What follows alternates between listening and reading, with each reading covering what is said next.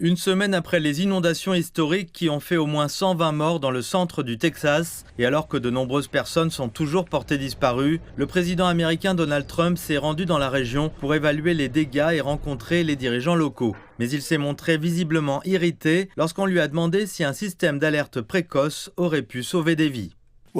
Je pense que tout le monde a fait un travail incroyable dans ces circonstances. Il s'agissait, je crois, comme l'a dit Christie, d'un événement qui ne se produit qu'une fois tous les 500 ou 1000 ans. Et j'ai juste de l'admiration pour le travail que tout le monde a accompli. Il y a cette admiration.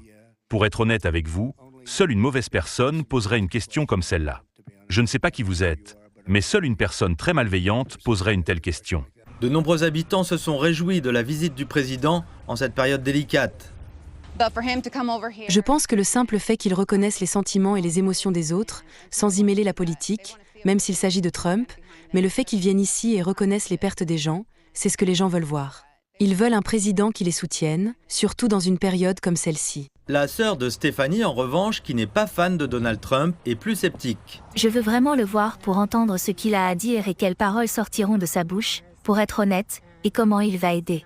Mais, honnêtement, je ne sais pas. L'aide afflue dans la communauté sous forme de nourriture, de vêtements et d'abris. Mais beaucoup plus de soutien sera nécessaire.